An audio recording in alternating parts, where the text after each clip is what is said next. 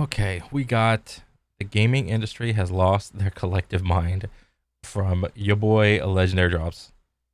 Okay, let me see. Recently, a nasty little conversation has reared its ugly head yet again, and it's that the video game industry believes that it's time for games to be $100 or more. It's time for video games to be $100 or more. What, as like a baseline that at minimum triple A games think they're supposed to be $100? Uh because they are optionally, like right now they are optionally up to one and over $100 in some cases.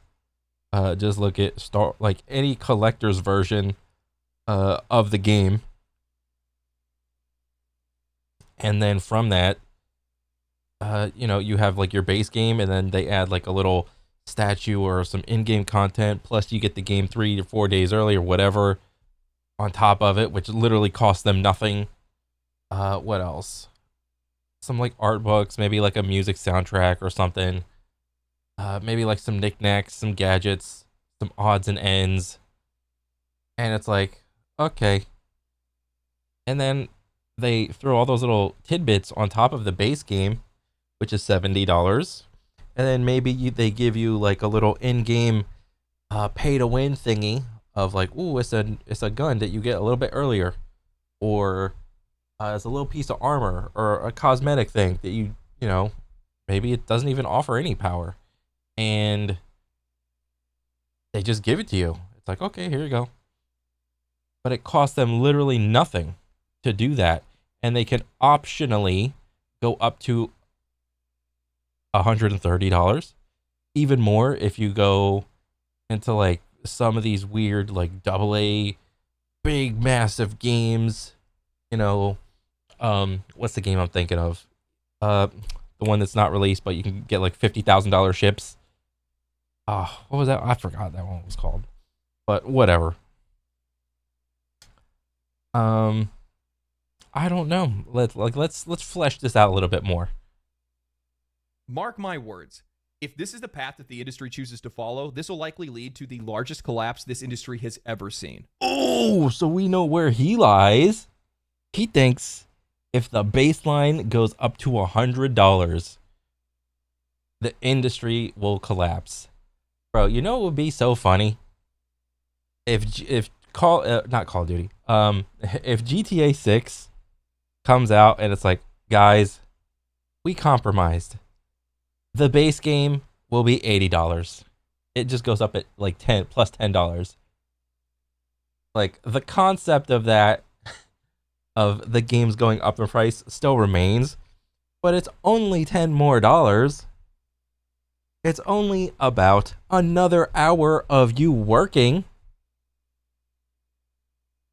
because those are the increments that video games have been increasing by over the like since the beginning.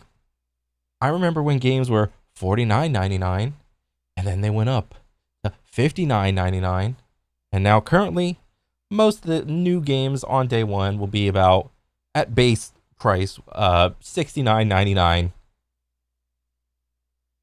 And yeah, so right now we're just chilling at $70, and who knows what GTA 6 will do. So much of the video gaming future hinges on what GTA 6 is about to do. They think that the layoffs, closures, and canceled games are bad now. You haven't seen anything yet. The players already have a long list of reasons as to why not to buy games today. And you want to go and add an even bigger reason to that list? Likely for the vast majority of players, the reason that will be at the very top of their list.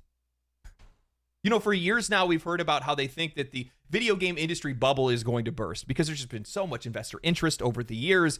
The wages have increased, the cost of development and marketing has gone up, and the long development cycles that these games are in, 7 to 10 years in some. Yeah, but just because you like throw money at it doesn't mean it's gonna make the game good. You saw all the top level marketing thrown at Diablo 4, but look at where Diablo 4 is at right now. Let's do a little investigative journalism. Steam charts, Diablo 4. Oh boy. Oh, 24-hour peak. Granted, ooh, we're in a lot of green, a lot of green. A plus 300, plus 6,000. What was this? Like a new season start right there? Bang. Or wait, this is by months. Okay, no. Right here, we're back up to, ooh, okay, yeah, new season of Witchcraft or whatever just dropped recently, and we're back up to like 40K or last 30 days. Okay. Big old 24K, but understandably, there are also the players that we cannot see that log on to the game through the Blizzard launcher. So, what do we do with this number? Do we double it? Do we triple it? Do we quadruple it? I don't know. But just from this alone, like at worst faith, just double it and call it like 50K. Good faith, 75K. Or I could just be like completely off. But Diablo 4's marketing, but there were commercials on TV for Diablo 4. I don't even watch TV. If I randomly am scrolling like through either my work and I'm like scrolling through the channels or whatever, and it's like, oh, Diablo 4 commercial. I'm like, oh wow, okay. Or I'll just see like some offhand like things through social media of like Diablo 4 commercial. It's like, oh, Megan Fox. Oh my god. Okay, this is top tier level marketing, but what did it get for this AAA game? This is where we're at. This is just one example. Some cases is just not making these games financially viable. These big AAA, these big shiny AAA games are too expensive to make for such little return. So they've gotten themselves thinking, well, how do we fix this issue? What's the actual problem here? I mean, it can't be that our, leadership is incompetent. It can't be the slop that we've been delivering to the customers. It can't be that we've been over investing in these projects. It has to be that the customer's not paying enough money. Oh, I froze it perfectly. The customer's not paying enough money, if at all. There are tons of people that are paying attention to the games, and they're just simply choosing to not buy them. How about that statistic? We don't want to acknowledge that statistic. Nobody wants to talk about that one. The people that make the decision in their head to not buy the game, they just want to base all of their statistics off of people that do buy the game. That has to be the solution to this. So today what we're going to do is we're going to listen to the industry's long list of excuses as to why we need to be paying $100 or let me more. hear this. We're going to watch on as journalists seal clap the industry's death march into oblivion. I and love we're going to this. talk about why I think the players aren't going to buy. This isn't the first time we've had to have this conversation. Back in 2023, Capcom's president came forward at an... Jesus, back in 2023? Bro, that's like 2 years ago. When you say back in 2023, you make it sound like forever. It was only 2 years ago. Or maybe I'm just too old. God damn it. Event in Japan and explained that video game prices were far too low even after the price hike up to $70, explaining that video game development costs are 100 times more expensive than they've ever been. What here? Event in Japan and explained that video game prices were far too low even after the price hike up to You guys know where this move was from? Right here. This was from the movie Ip Man. Like Ip, like IP. IP Man, Ip Man. Bro, when they did this move in the movie where Ip Man just like bends the dude over and is like, brrr, bro, that shit was cinema. Fucking cinema. Okay? And now little old Mortal Kombat gonna come over here and be like, yeah, we got that move in our game, guys. Okay. Yeah, like I never saw where that move came from. $70, explaining that video game development costs are 100 times more expensive than they've ever been in game. Oh, that's bullshit. Development costs are about 100 times higher than during Famicom era. Okay. When was this little article written? It doesn't matter. I don't care. Because you know what? What engine are most AAA games moving towards? Unreal 5. With the unofficial monopolization of video game development by Unreal 5, more people have access to Unreal 5. That means more people can you get better at using it. Okay? So you have this massive pool of people that are starting to get really good at Unreal 5. So you have a gigantic amount of people, developers, in training, in college, in Full Sail, or Scam Sale, whatever the fuck, getting good at Unreal 5. And you're going to tell me that developing a game is 100 times higher? No. Go pull off some Joe Schmo that just got out of college that knows Unreal 5. No. You're not going to tell me that. Games haven't followed inflation like other industries. And he's not wrong. In 1990, a standard game would cost around $50. Adjust for inflation, that would be closer to $100 today. Yet, even with the price hikes in 2020 up to $70 for AAA games, the reality is that the industry just hasn't kept pace. Over the same time period, from 1990s to today, wages, marketing, and development costs have all skyrocketed. Game studios are spending exponentially more money than they ever did in the 90s or early 2000s. So, but where are they spending all the money? Are they spending okay, they're mostly spending it on what? Marketing? On what? Developer salaries? Where's all the money going? So the profit made on the sale of a single game has shrunk year over year. If we were to adjust in line with inflation from the early days of gaming to today, AAA games would be priced well over $100, maybe even $150 to be able to match today's financial realities. Now, all of that makes sense with nuance removed. However, we don't live in a world without nuance. The fact of the matter is that the vast majority of games that are released today make far more money past the point of sale, something that didn't exist back when. So I want to point out something else. I don't know if he meant it like this, Legendary Drops. Games make more money now than back then. This is in reference, I would imagine, to live service games. Live service games don't cost anything for the most part. They're free to play. Free to play live service. We're talking about the increase in games that have like a base cost of $70. So the $70 game versus the free to play live service game. All right. Yes, there are some $70 games that are like live service or whatever. But I'd have to like go into like detail.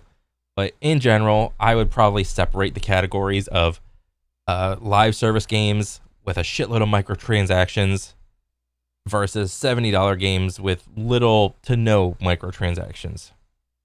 Games were being made in the 90s and early 2000s while they still had merchandise. Bro, I am playing Marvel Rivals right now. I ain't given as good as however good you think this. Is this Marvel Rivals? No, it is. It's just everybody looks weird. Whatever. I'm not giving, as good as this game is, I'm not giving this game a fucking penny. I haven't even claimed any of the little free rewards I got. I could give less of a shit. I learned my lesson from Apex. I spent like upwards of like 2K, probably closer to 3K, but I'm a little embarrassed, but whatever. Buyer's remorse. Buyer's regret? Remorse? Whatever. Yeah. I already got my ass chewed through Apex, and I learned learned. Do not give live service games anything. Fuck them. Toys and clothing and other different things. I will caveat that with like, if you actually like the game and you want to support the developer, go ahead and buy cosmetics, you know, because a lot of these live service games don't really sell like a lot of merch, you know, like a mug, a shirt, this, that, whatever. The way you do that for the most part to support your favorite developer because they made the good live service game, yeah, just throw some money their way and get some skins or whatever. Who gives a shit? It don't matter.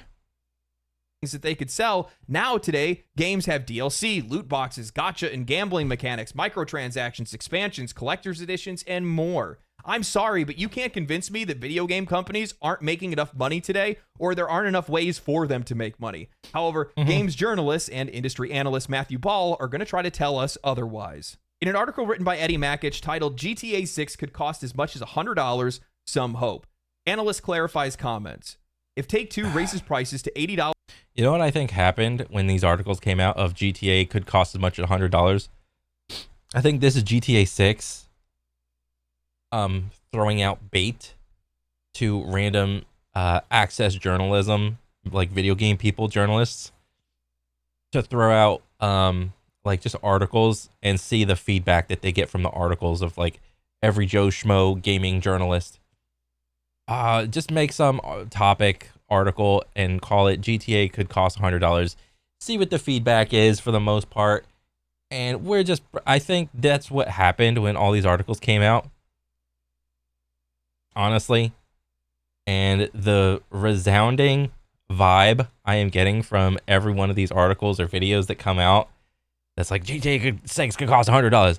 It's been infinite down thumbs. Infinite down thumbs.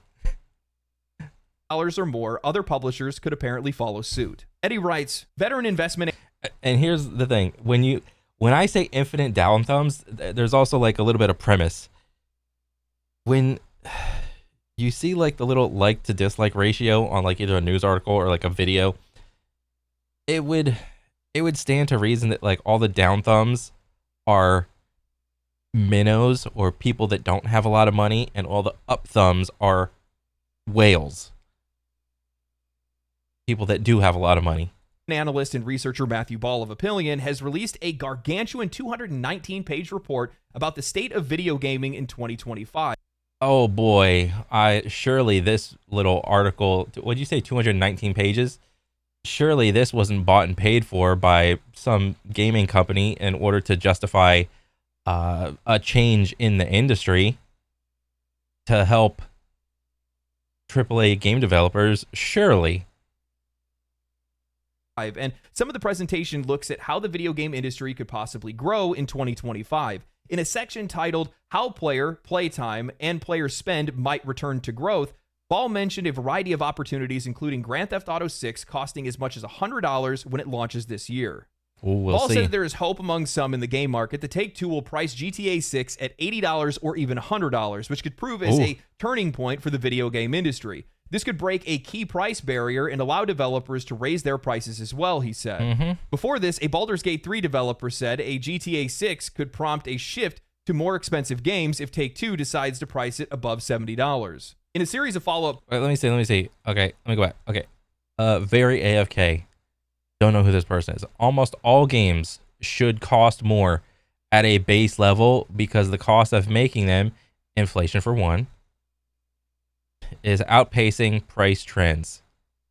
Well, surely you have no vested interest in anything to gain when you write something like this.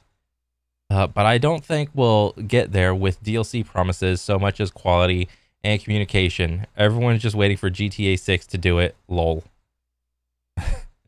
With 136 hearts and 68 chat bubbles. In general, the hearts, you use it as an up thumb, and the chat bubbles, you use it as a down thumb. So, not the best ratio, but whatever. Take-Two decides to... And the whole should... and I'm just going to stop ranting. I'm just going to go. Price it above $70. In a series of follow-up posts, Ball shared further key updates, including how GTA 4 was priced at $90 in real terms, with GTA 5 costing $83. Ball added, your rent is... Bro, all this fucking math of like, adjust for inflation back then, adjust for inflation. Bro, nobody gives a fuck about adjusting for inflation. All they want to see is the price on the price tag. Nobody gives a shit about this whole adjust for inflation thing. The game is either going to be 70 or 100 or 80. Like, all this cost for adjustment for inflation bullshit I constantly am hearing. This is a bunch of old people trying to get more money for less work. Is up, movie tickets have doubled, minimum wage, Spotify, Netflix, bus fare, gas, etc. Indeed, nearly all categories are up, not just flat in real terms, while games are at record lows. He went on to say Rockstar's cost isn't sufficient to set the price, but the argument games should be the only thing never to adjust for inflation and thus be, in the strictest terms, worth less every year is not healthy either or a good argument, in my opinion. Ball was not making a prediction himself. I mean, I could just as easily, like I said before, most people or most game developers are using Unreal 5 for their like game creation things, and I would imagine any sort of degree in video game making is going to use Unreal 5. So when that happens, you have a gigantic pool of developers to pull from that have like really good understanding of Unreal 5 just at base. If there's like some AAA developer that wants to use like their own customized engine or whatever, it's like they're pulling teeth when you have to hire somebody new because they know most people are being trained on Unreal 5. And for you to like stick around on your like whatever iRobot creation engine 69.25 version 9, I mean, like, what are you doing? The GTA 6 would cost $100, only that there is a belief in the market by some that it could happen. For his money, Ball said that GTA 6 will cost $70. I can't believe I have to say this, but customers only ever care about inflation when said inflation affects them and their money. $100 is $100. Whether it's 1990 or 2025, no matter how you spin it, what excuses you make, or what numbers you point to, the vast majority of people just flat out cannot afford those prices and will have a far more difficult time. No. Let's be a little bit more specific. Brokies cannot afford this. People that have money can absolutely afford this. Brokies cannot. Justifying buying games day one or buying games at all. My friends with kids buy maybe 1-2 games a year, or they just spend their money on indie games because they're far cheaper, they tend to have more replay value, and they don't take as long to complete. My friends without kids, or they just play one single live service game for years on end. They develop FOMO. And what ends up happening is they end up spending multiple hundreds of dollars on the cosmetics within that single AAA game or a single live service game. Whereas, you know, if you were to do a little retrospect of that person's spending habits throughout them playing that single live service game, it would probably equal the amount of new games that they would buy, like $70 games, if it were just like, okay, like $70 game there, another $70 game there, another $70 game there. It would probably equal out. But people don't like have that kind of a retrospection. Well, they work too much and they can't even justify buying a $70 game, and they just choose to play free-to-play games instead. Yeah. Gen Z is so maladjusted and ambivalent due to the pandemic that they can't even find work, and even if they do, they can't hold jobs for long. Heck, the vast majority of them are choosing to become NEETs out of choice. Oh, God. Bro, if it wasn't for my job that I have right now, I would 100% be on food stamps or whatever the fuck. Unemployment. 100%, dude. Who are they planning to sell these games to, and where are they going to find the money? When Ball mentions how GTA 4 was priced at $90 in real terms, he's talking about how the price of GTA, adjusting for inflation, was priced above inflation at the time, making $59.99 feel like $90 at the time. Ooh. And that's why it should be completely fine for games to be $90 or $100 today. Here's the other thing they're missing. $100 isn't just a number. It's a cultural touchstone. It's a psych. Oh, yeah. It's the legendary third digit in the thing, in the number. $100. You go from 2 digits to 3 digits.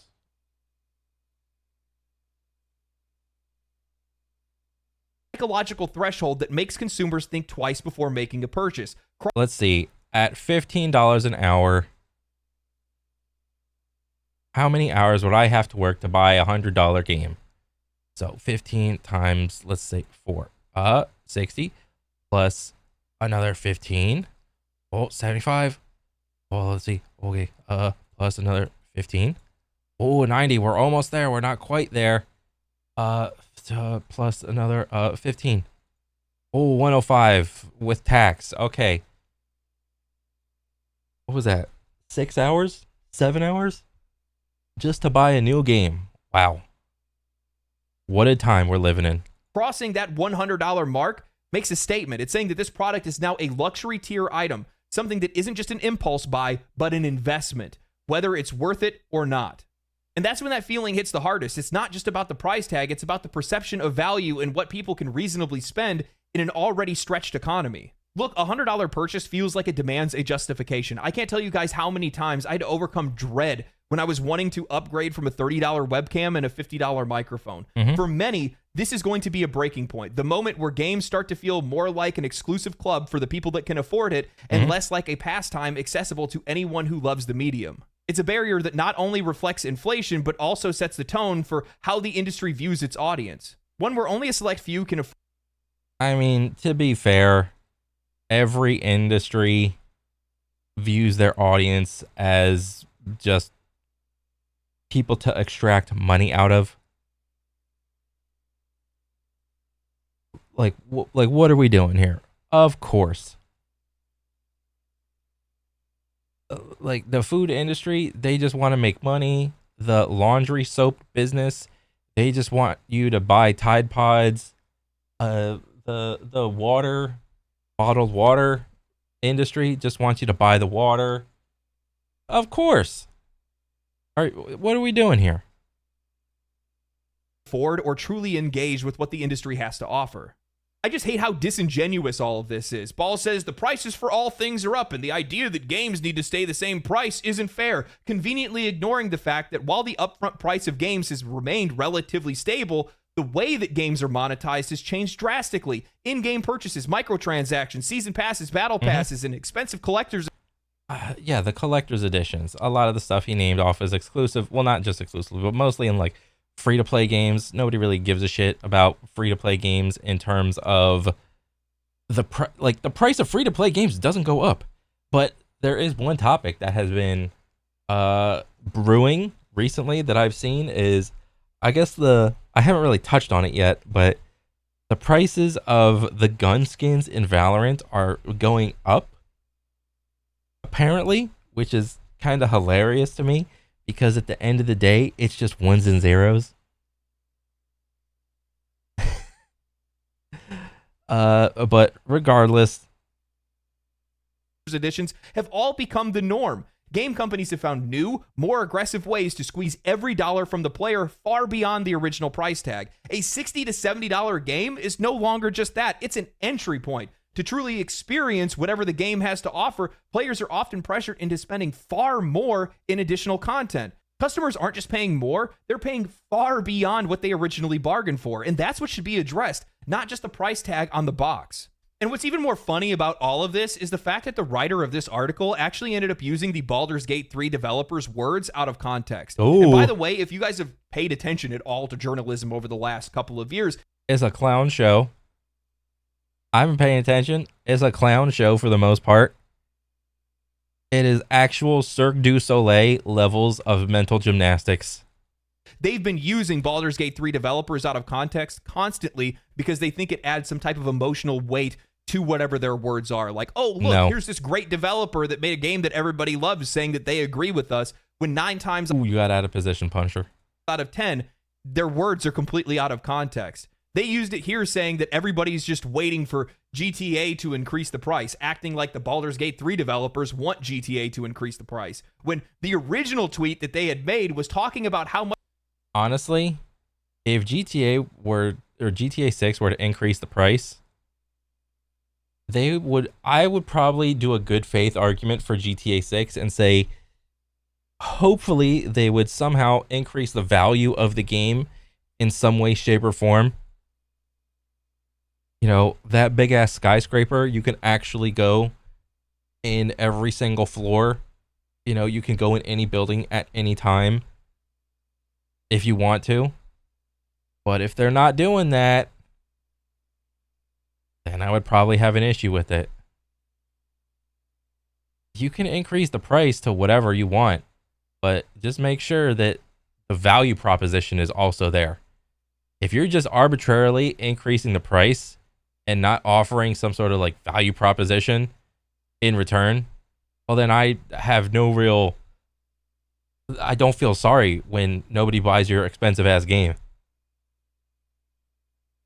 Much they hated artificial price structures and gouging that we see in today's gaming industry. The original tweet actually said, "I don't love the artificiality of pricing structures post Ultimate Edition, $130. This was optional. This is not the base cost of the game. The base cost is $70. I think this is fine. If people like truly liked Star Wars Outlaws and want to support it, the Ultimate Edition is like fine. So what? There's like an extra like side mission or a campaign mission like that's like is included in this one but not the base one. Yeah, that's super shitty and I don't agree with it at all. But if it's given the choice between Ultimate Edition -1 campaign mission, -1 side mission versus, and that's like a $70 one versus this is the base game, but they only added +1 little like campaign mission and only +1 little side mission at nearly double the cost. Well then no, I spit in your face, sir. $70 to $130? Are you doubling the value? Is the playtime literally doubled? I doubt it. Retail. Use the inflated base price to upsell a subscription and use vague content promises to inflate ultimate editions to make the base price look better. It all seems a bit dangerous and disconnected from the community. I think the game should be priced according to its quality, breadth, and depth. I'm not against higher prices, but this arbitrary uniformity just doesn't make sense to me. It feels so unserious. I'm going to go off for a second. Don't you guys love how every single time they like to twist things to be able to suit whatever their narrative is, and everything is always coming from the perspective of the industry and never from the perspective of the player, of the customer, the people that are actually spending money on these things to begin with? Because we are never a priority. We are never at the forefront of discussion. We are never at the forefront of their mind when they're making these decisions. And then they sit back and they wonder why games are failing and studios are closing. I don't know. How could that possibly happen? The prices for everything is going up. You're absolutely right. Now that I think about it, you know what hasn't gone up with inflation? The general quality and day one performance of video games. And we can, he's going to go off. Let me see if I can find this. Video game, how do you spell collage? Collage of sorries. Ah, here it is.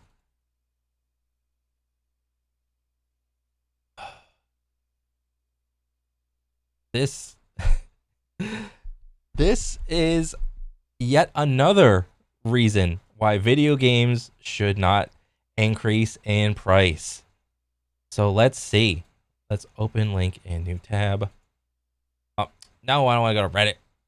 Image? Let's open image. How do I do this? Open image. Okay. Cyberpunk. CD Projekt Red. Would you guys consider CD Projekt Red a AAA studio? Yeah. Bethesda. AAA studio. Star Wars Jedi Survivor. Yeah, this was made by another AAA. Forspoken. Not really sure. Kind of forgot it. If this was like AA or AAA, don't really know.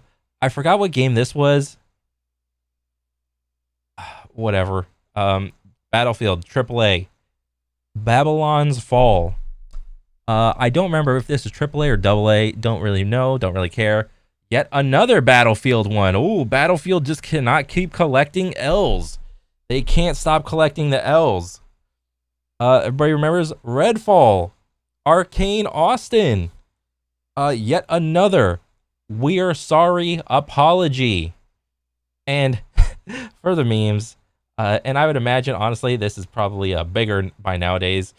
Gollum. Lord of the Rings Gollum. I've never heard of this studio down here. Daedalic, whatever.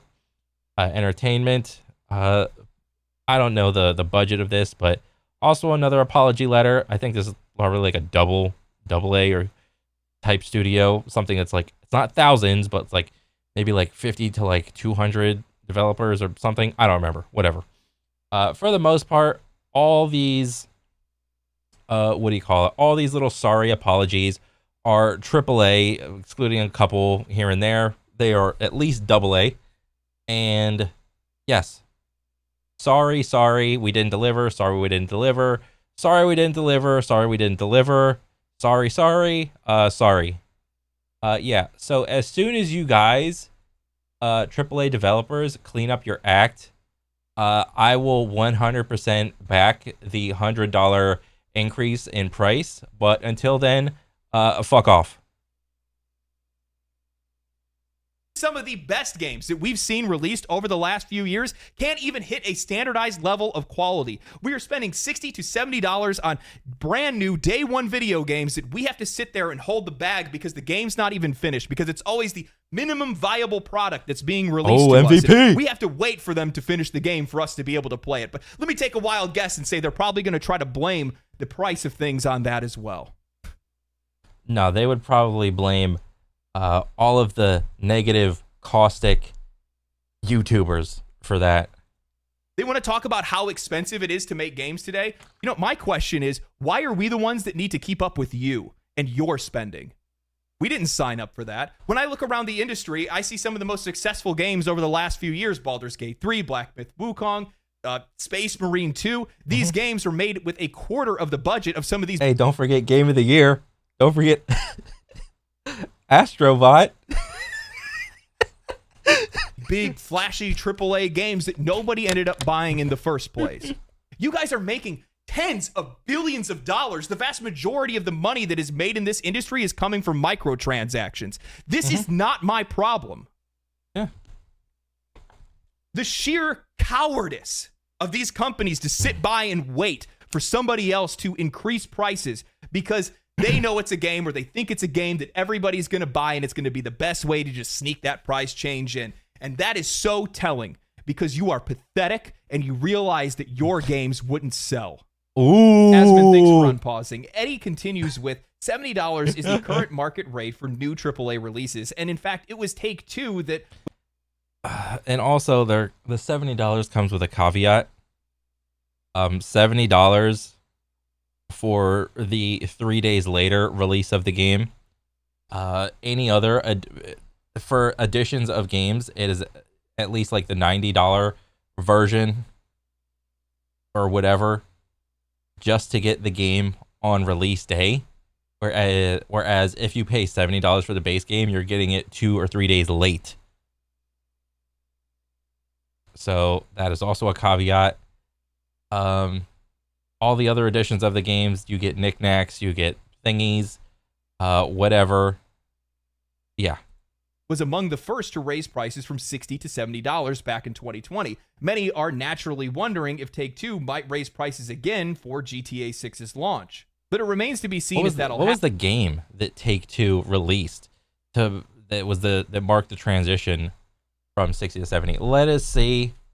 Let me see. What do I use? Do we use Grok? No. Let's try ChatGPT. Nah. Let's just fuck it. Let's just use Google. What game from Take-Two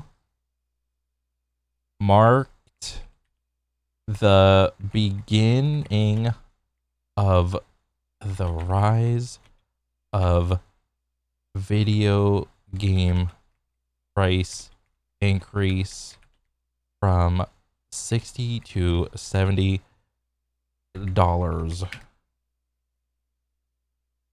And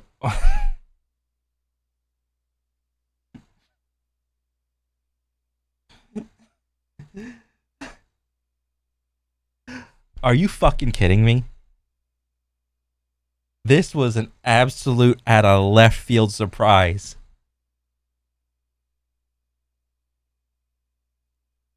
Bro, what? All these fucking gamers simped for 2K21, and this was the game that all the other developers crowded behind, were just clamoring, scurrying around like roaches to say, hey, NBA 2K21 did it first. I'm making my game $70 too. Guys, this is the game. This game? Are you fucking shitting me, dude?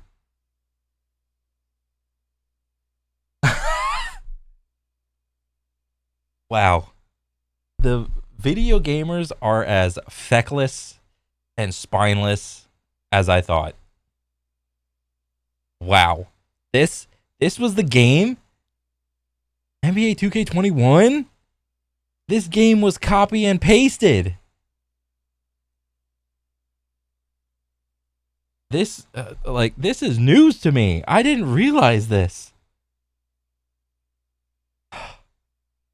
Wow. A stupid copy paste basketball game. What a day. What a day, dude. Happen. Beyond updating the sticker price for games, video publishers have found at least if GTA 6 marked the next increase, you could be like, yeah, it's GTA doing the increase. Everybody likes GTA. But NBA 2K21? What? found other ways to be able to make more money out of players, including expensive additions, microtransactions, and battle passes, just to name a few. GTA 5, for example, has sold 205 million copies and brings in a lot of money in microtransactions in GTA Online. Early predictions have said that GTA 6 could sell 40 million copies and earn more than $3 billion in revenue during its first year alone. Dang. Paul said that GTA 6's launch this year will have mixed impact on total player hours and revenue across the gaming industry because it'll only be available on console. A PC release is expected after the console launch. However, Ball said that GTA 6 will severely cannibalize total hours and spending that would go to other video games when it launches. This happens for every video game. Like when the new game comes out, bro, I guarantee you, when Black Myth Wukong came out, when Elden Ring came out, when pick your favorite video game came out, that favorite video game cannibalized total hours and spending from all other video game launches. No shit. For its part, Ubisoft said GTA 6 is a good thing for the video game industry. No one gives a shit about Ubisoft. Go over there and sit in the corner, lil bro. Shut up. Nobody cares what you have to say. Go put your dunce cap on, Ubisoft. Overall, because a huge game like that may help more people turn to gaming. Some of the other areas. Well, then the increase in our $90 to $130 editions won't be as drastic. Areas the Ball listed off as having potential for growth in 2025 included further expansions into non-core markets, user-generated content, social game services, the Nintendo Switch 2, other new handhelds and devices, AA, AAA, mobile gaming, app store regulation, new game releases, generative AI, and advertising. This makes sense. Let me see this real quick. New handhelds and devices, AA, AAA, mobile gaming, app store regulation, new game releases, generative AI, and advertising. I completely forgot about this, so thank God the words generative AI were brought up. There are actual losers in Call of Duty spending money on AI generated skins. And this is where it starts with the whole generative AI. You randomly generate some dopey ass skins and you put in zero work and you just slap on a price tag of like $10, $15, $20, $25 on it and call it a day. It's not going to stop at gun skins. Okay? It's going to bleed into every facet of video games. And they want to sit here and justify more money for what is going to happen, more generative AI bullshit.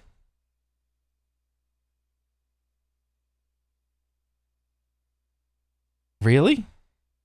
You're gonna randomly generate some NPCs, randomly generate some some dialogue, randomly generate a story, and then slap a $300 price tag onto it and say, "This, we made this. We're proud of this." So, are you sure about that? Really? Make this make sense. I do not understand how GTA 6, projecting 40 million copies sold and $3 billion in revenue in its first year, is somehow a footnote in a discussion as to why other games should increase their prices to $100. They are failing to realize why GTA 5 did so well, why GTA 6 is likely to do even better, or why it could even sell for $100 in the first place. You're not even thinking about what the impact of a price increase would be on other games and other studios outside of one of the biggest video game franchises of all time. Yeah. $70 is the new current market rate for AAA releases? No, I think it's the going market rate for trash. The best releases on PC over the past 2 years have been $60. I mean, take a minute to think about it. If game prices were $100 today, what games would have realistically come out at $100? Suicide Squad Kills the Justice League, Assassin's Creed Shadows, Skull and Bones, Star Wars Outlaws, Dragon Age The Veilguard, Diablo 4, Call of Duty, The Sims, sports games, trash. Bro, sports games, I think, are among the absolute lowest scum mud on the bottom of your boot. Dog shit. They are simply copy and pasted and have like 12 different currencies at the top corner. And it's, bro, every time I go to see my one buddy, he's playing like his like little Madden football game, and it's like there's just card packs. I'm like, and there's like different expansions of card packs.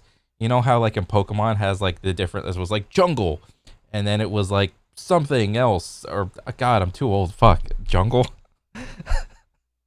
What other booster packs were there besides jungle? There was like the first edition booster pack. There was a second edition booster pack.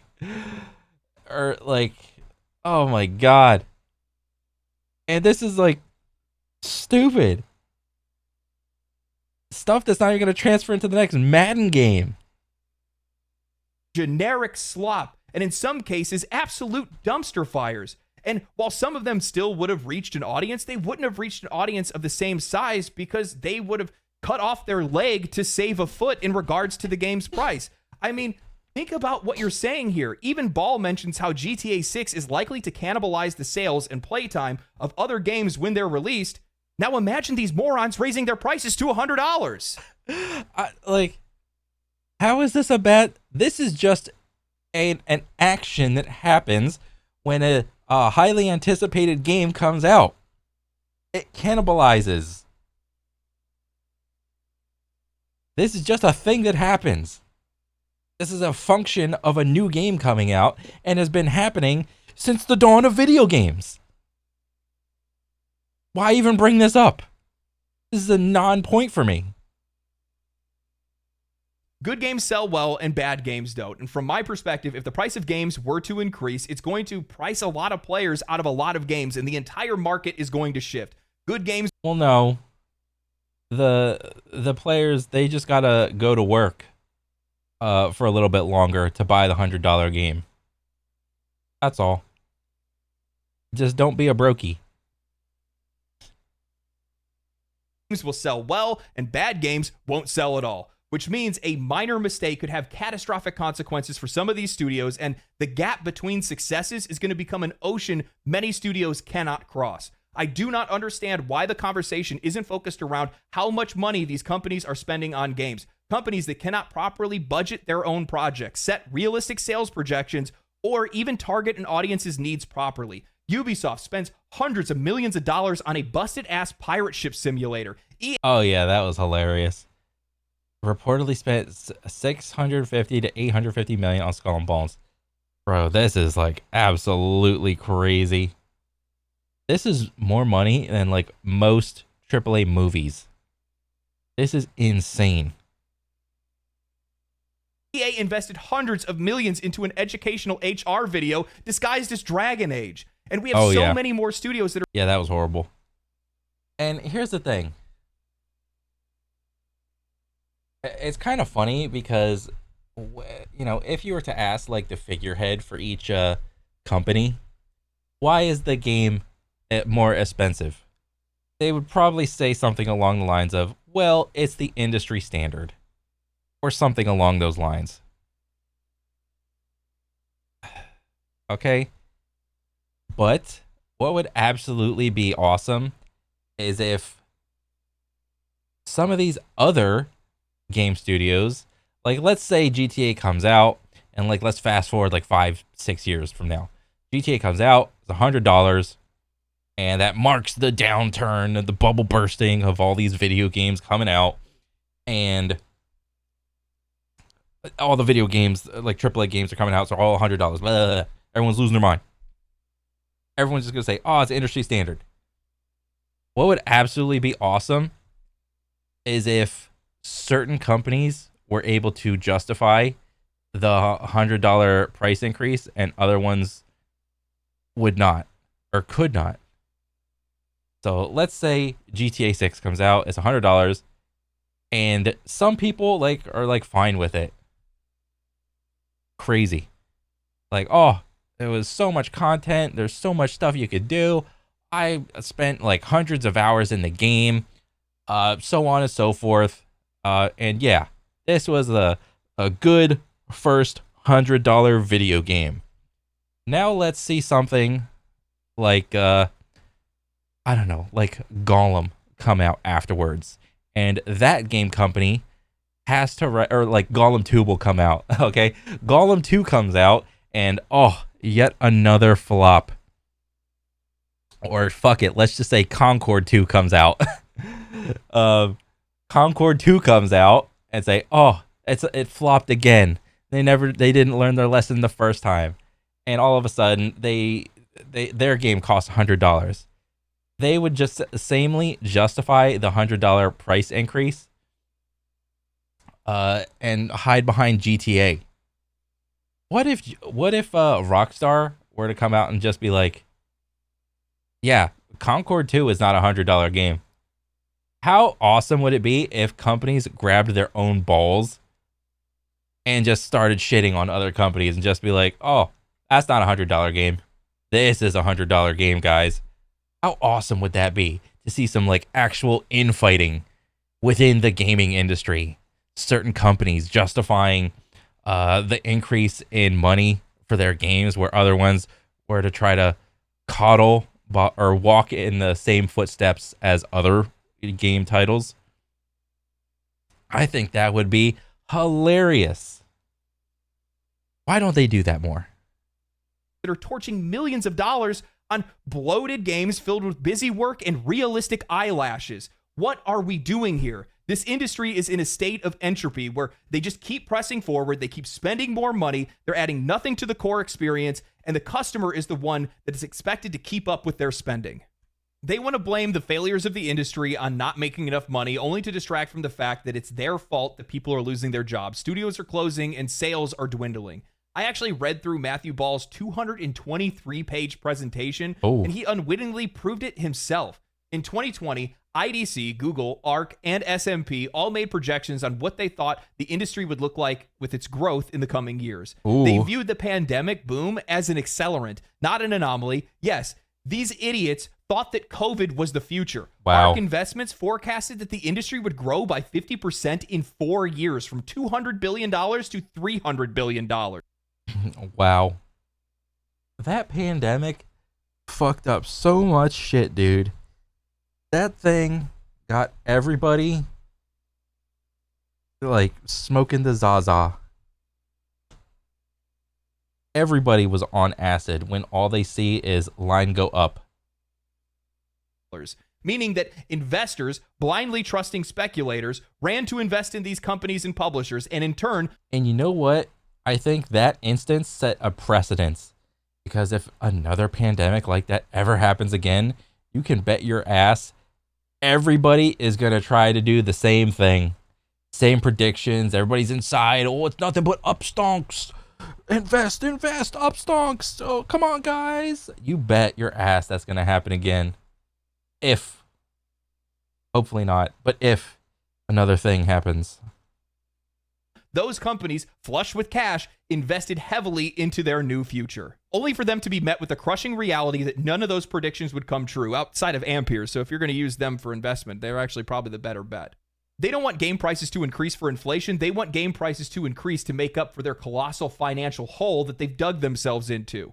The pandemic led to a wave of overly optimistic projections. Popular forecasters and analysts predicted that gaming would experience perpetual growth, an assumption that was rooted in a brief surge during lockdowns. These predictions were reckless, overlooking the fundamental truth. Once the pandemic subsided, people had to return to the working world. Inflation would then hit hard.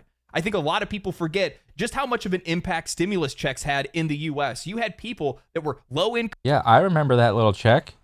Bro, I had to buy a water heater with that damn check because my dang water heater broke.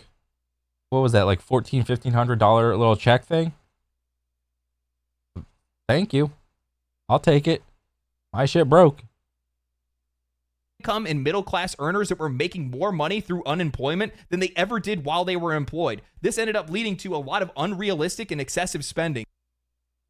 Understandably, that little $1,500 check or whatever it was came after, was supposed to be like for like a year of bullshit. I forgot the exact date it was issued, but for like a year or two, because it was like a hard pandemic thing in like 2020, and then like by the middle of 2021 it was like halfway and people started to come out and like poke their heads out and shit. It's like I forgot when exactly like everybody got the check, but like that little $1,500 check, like something for nothing, it was great, but like if you didn't have a job or whatever, it's like $1,500, like it gets you like a chunk of food or whatever for a while, but like it's not going to last you a whole year.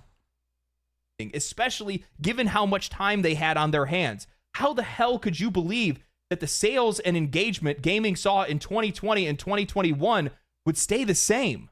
Then I found out just how delusional they are when I came across the slide that was talking about the shortfall of spending and how players were spending less money and how there were less hours that were spent in games and how that led to an unprecedented number of... Okay, so not only does the video game industry now fall short of global growth benchmarks, it's actually shrinking in real terms, down roughly 13% since 2021. Oh boy. I think people were still like had pandemic brain on their head at this point. Video game, okay, so what is this? Video game content, real spend. So in 2026, this was like what, the entire video game industry, and in 2021 it was like double, and then this was like it went down. Okay, no shit. World real GDP. Okay, GDP is like a whole other thing. 2011 it was like 74 trillion, and then 2021 went up a decent amount to almost 100 trillion, and then so the difference in video game went down, but then real world GDP, it went up. Why is that? Okay, US real GDP. Okay, 2011, it's like not bad. 10 plus 10 years, you get 24. Then plus 3 years, you go up to 2020, it goes to 28 trill. Okay, Japan real GDP. Oh, this is kind of telling of like how each country operates. We go to 2006, 6 trillion. 2021, 5 trillion. Ooh, it went down. 2024, it go down more. So, we got the world, US, Japan. So in the world, it was like net up. US, it was like overall like up. But Japan, I don't know why he like just used like cherry picked Japan, whatever, because like I don't know what he was trying to prove with like this one. But like video games, it went up and then it went down. Of commercial disappointments and flops. Forspoken, Skull and Bones. Oh wait, what is this? The shortfall of players' dollars. Ooh, Ooh. And hours versus forecast and even versus 2021 has been led to unprecedented number of commercial disappointments or flops. What are these all disappointments? So X Defiant. So flop, flop, flop. Multiverse was a flop? I thought everybody loved Multiverses. Skull and Bones, flop, flop. New, okay, flop. Gundam Evolution, yeah, like it's a decent game. It's Gundam Overwatch, but like flop. Star Wars Outlaws. As much as this little thing wants to say Star Wars Outlaws as a flop, it also keep into perspective that these guys cannot keep their story straight because Star Wars Outlaws was nominated in multiple categories at the Video Game Awards. So they cannot keep their own story straight. Is this a flop or is this a Game Award nominee level game? All right, get your story straight, guys. You guys are retards. Hi-Fi Rush, actually a good game, but not a lot of units sold. So overall, flop. Concord, the realest of flops to ever flop a flop. Suicide Squad. Suicide Squad flop. Callisto Protocol flop. Apex Legends Mobile got sunsetted and flop. Infinite flop. Guardians of the Galaxy, didn't even know this was a game, flop. Prince of Persia, actually a good game, but it's too high for the price point of a platformer. Whatever, had decent combat, but overall flop. Mobile Battlefield, flop. Hyperscape, flop, flop. Splitgate, what was this, Mobile Splitgate? Whatever, flop. Redfall, what a meme. Everybody loved that one.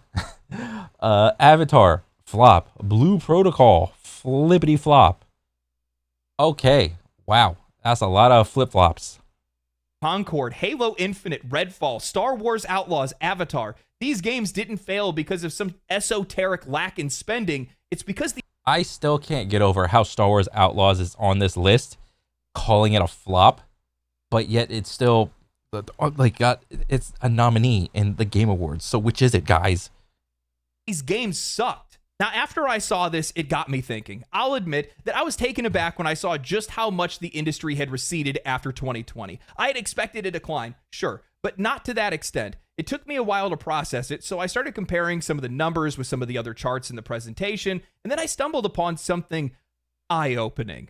For a while now, I've had this ongoing theory in my mind that the so-called silent majority, those unengaged, uneducated masses that the industry often... Oh, I'm so unengaged. I'm so uneducated. But at least I got money in my pocket that is not in yours, so haha. ...points to, doesn't actually exist in the way they think they do. I've always believed that the controversies and the complaints that we see from gamers are more than just the noise of a toxic vocal minority. They have a real, tangible effect on how players spend their money and engage with games. And as much as these developers and journalists would try to dismiss it, I think our collective opinions hold more weight than they give us credit for. The slide in the presentation that caught my eye was the one that showed that while US GDP and world GDP were on the rise, indicating that global overall spending was up, player spending dropped 13% from 2021 to 2024. Ooh. That's a pretty significant dip. And it minus 13%. Made me think, what other industry exploded alongside gaming during this period? Well, this fucking company I wish I bought stocks in. Fucking Shure. All the damn Shure mics. Everybody got one. My grandma has one. My second uncle has one. Everybody got this damn mic. Social media. And guess what? Social media didn't take the same dive that gaming did. So think about it. Players who would have normally not been involved in gaming communities suddenly found themselves more connected than ever. The silent majority, those once quiet and unaware of the broader gaming world, became a part of it during COVID. They began engaging with games on a deeper level, and their awareness grew. They didn't buy into what was just being fed to them. They started thinking critically and evaluated their purchases, participating in some of these online communities and sharing their thoughts on other platforms like Twitter, Reddit, and Twitch. And I think that Twitch is a really good example of this because while their viewership has dipped a little bit since 2021, they still retained a lot of the audience that they captured during COVID. And they haven't fallen back to their pre-2020 numbers. That shows a community that stuck around, that was once passive consumers, is now much more active and informed. You have a group of customers who have returned to the workforce, who have less money to spend due to inflation, who likely picked up on a couple of YouTube channels or Twitch streamers that are talking about different issues that are going on in the industry, and they're still just a couple. Nothing big, easily solvable. You just have to sit by and weather the storm. watching. They're still engaging with that content. This isn't just a trend. It's a fundamental change in how we as consumers, as customers, as players engage with this industry. We're not just the ones buying games anymore. We are shaping the conversations around them. We are shaping what their sales look like at the end of the day. Yep. And I think the developers and journalists are starting to realize this, even if they're reluctant to admit it. The players really are the ones with all the power. When you look at the growth of social media and you see how many people are connected to it, it's at a point where it's oversaturation. We're still seeing the same levels of engagement during the lockdown days. That they're still the same. Oh, yeah. A lot of the channels probably have seen. Oh, yeah. Elon Musk is streaming on X to 1 million people. A good chunk of those are bots.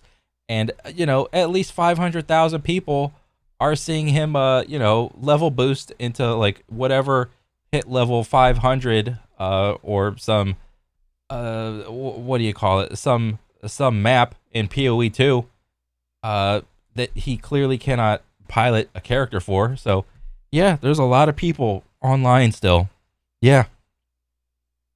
Even more growth since then. I would guarantee if I went out and I started polling some of the people that blew up or got big or anything like that during COVID, they probably still retained a lot of their audience, except for some of those Minecraft guys. But that's a completely different story. They did that to themselves for the most part. But I think what the industry doesn't realize, or maybe they just don't want to realize it, that's probably really what it is that players are still engaged in all these discussions. All the views are still coming in on videos, all the tweets and all the Reddit stuff is still getting updates and all that good stuff. People are talking about the industry, but they're not buying the games and they're not playing the games. So what does that mean? That means that they're out there involved in these communities and they're avoiding games. You cannot tell me that all the controversy that was surrounding Dragon Age the Veilguard didn't affect its sales. People waited for reviews. They felt the general vibe of the game and they avoided the game. And as such, the game failed. In most cases, a game with that name, a game that has that much culture. Bro, I was so hyped when they announced Veilguard and then all the trailers started coming out and I was like, wow, this is not my Veilguard,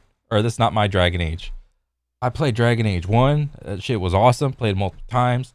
Played that little expansion, Origins. It was awesome. Skipped 2. That was like a dumpster fire. Played the shit out of 3 multiple times on the 360. And yeah, that game was awesome. And then Veilguard comes out. I see the trailers. I'm like, oh, what are we doing, guys? Shooting ourselves in the foot not once, but twice. That's actually crazy when I think about like Dragon Age, like 1, 2, 3, Veilguard. They shot themselves in the foot with 2. They did okay with 3. I thought they did pretty good. And then they shot themselves in the foot with Veilguard. Like, what? What a blunder. Weight, Dragon Age should have sold regardless. It still should have did really well, but it didn't. And why is it? Well, it's because people are paying attention to videos or watching videos or keeping up on previews and stuff like that. They're going off of the vibe before they actually go to buy. Yeah. And as such, they're avoiding stuff that they don't think is worth their money. One thing that the analysts and the journalists aren't talking about is why GTA could sell for $100. The reason why is it's because it's a cultural phenomenon. It has been a cultural phenomenon. It's a massive game. And the thing is, GTA 6 is the quintessential game that all the TV news stations use in order to peddle the same narrative of violent video games create violent individuals. That's the game that all these and you can expect those news stations to start chat GPTing up their little report on like why violent video games create violent individuals. You can bet your ass on that. So, that's gonna be awesome when that shit comes out. Are violent video games creating the reason why all these school shooters are shooting up the schools or whatever? Bro, I can already See it? So, yeah. So just be sure to make your little Chat GPT script to combat their little Chat GPT script, okay? Because that meme is coming full steam. Is that there's a lot of players that are out there that have overhyped the game in a lot of cases, but it's one of the most anticipated releases in forever, it feels like. Yeah. And some people are confident the game is going to deliver, but I think a lot of people are going to buy it even if it doesn't because they're just going to do it. Simple as that. And there's a level of confidence there, consumer confidence, that I don't think exists anywhere else in the industry right now. Maybe there's a couple of studios that are out there that people are like, for sure, I'll buy one of their games. FromSoft is like that for a lot of people. Larian's now become one of those studios as well. I'm sure that people will probably pick up on Game Science or Saber or whatever it might be. But outside of that, the vast majority of games, most people... Capcom. The Monster Hunter Wilds. Are relatively leery about. I mean, there's not a lot of studios. Anytime any game comes out, I'm pretty nervous because I'm like, I don't know if it's going to work day one. I don't know if it's going to be worth my money. I don't know if they're going to deliver on all the promises, even with the gameplay trailers and stuff like that, because we've had games in the past that have showed us gameplay trailers and the game didn't play anything like it. Yeah. Sure, you're going to have some people that are out there that are going to be habit buyers, and they will just go and pick up Grand Theft Auto, and I'm sure probably the same thing will happen for like sports games and stuff like that too. God dang habit buyers for sports games. Can somebody like take the veil like off of their head and show them the folly of their ways, please? Can someone do this? Too. But I'm just going to be honest with you. There's just a lot of people that are out there that can't afford $100 video games. And this isn't a shot at people being like, oh, look at this broke boy or anything like that. Dude, I get it. I don't like spending that kind of money on something. Yeah. I can write it off on my taxes and I'll still feel dirty doing it. Yeah. And to be honest with you, with the rise in popularity for PC gaming, I wouldn't be surprised if you saw a return to pirating. Just like in the early 2000s with CDs. Yeah. They were overpriced. They were bulky. They were hard to store. They were easily damaged. $20-$30 for a CD? Bro, it was too much money. Everybody flooded to LimeWire and Napster and stuff like that. And I guarantee you'll probably see the same thing here because a lot of it is based off of convenience. Well, usually, by the time I hear about like something, I consider myself the normie's normie. By the time like a piece of information gets to me, I'm like, oh, this is like a full swing thing now. So me personally, I have no idea of like the main pirating like website that people use. It used to be, Napster, LimeWire, BearShare, and then all of those more or less diluted or whatever happened to them. And they all went into like Pirate Bay, and Pirate Bay was a thing for a while until big government, Big Brother took Pirate Bay down, and it's like, okay, Pirate Bay is gone now. But yeah, I don't know what the main pirating website is anymore. So I imagine by the time I hear about it, it will be in like full swing. Customers, I don't really think are really interested in pirating games, just general consumers. They will be if the industry prices them out of it, because they were at one point in time with music. Back in the day, nobody had any problem downloading movies, TV shows, and music. And still in a lot of cases, people do. The only reason why they do it today is because it's convenient and relatively cheap in their eyes, because they're spending it on subscription programs or whatever it is. This is going to be devastating to the industry if they make this choice, because like I said before, listing off some of the games, think about the games that they would actually sell for $100. The vast majority of games that release in a year aren't worth that kind of money. Yeah. And for a fact, anytime there's some type of just generic blanket price increase. I mean, to try to figure out if a game went up to $100, and whether or not you would spend $100 on the game, taking into context, you like using only games that you pay for and excluding entirely single player games, I'm sure there's a good amount of people that would have paid $100 for Elden Ring. A good amount of people that would have paid $100 for GTA 5. $100 for Black Myth Wukong. Though there's a good chunk of people, that would pay $100 for Astrobot. It won Game of the Year, for Christ's sake. they're all going to go for it. And they're all going to fail. Outside of a handful, maybe 1, 2, 3 games a year, maybe. And the funny thing is that even those games are going to suffer because most people aren't going to be able to justify $300 on 3 games. That's crazy. Yeah. You out of your mind? That's half a console. But also trying to logic the spending habits behind of what a person spends their money on. I guarantee you, dude, if you opened up everybody's bank account and look at their checking account or whatever, wherever they spend most of their money out of, and look at the transaction history, I guarantee you everybody would be like standing there with their pants like pulled down in front of the class. Everybody has bad spending habits. 100% everybody has bad spending habits on vices. Whether it's like alcohol, drugs, fast food, some stupid knickknack that you don't need, random streaming service. Everybody has bad spending habits. What are you thinking? Even a price increase up to $80, I think, is going to be too much. It's just, I don't care what people say about, how realistically money feels today because of inflation or anything like that. $80 to $100 is a lot of money. Yeah. And for most people, they're just going to pass on it. Yeah. There's other games that are out. Yeah, I'll wait for it to go on sale. I will wait for it to go on sale. Like, if the Rockstar guys were smart, just come out with like a different edition of the game. The base game, $70. If you want to support us, give us like a $90 or $100 version with some extra knickknacks. And then you could come out with like a $150 version with some extra knickknack paddywhacks and throw us a bone or something.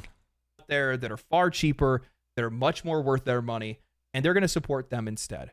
So if these AAA companies want to go ahead and do it, these big, the biggest publishers and studios that we have that are out there, go for it.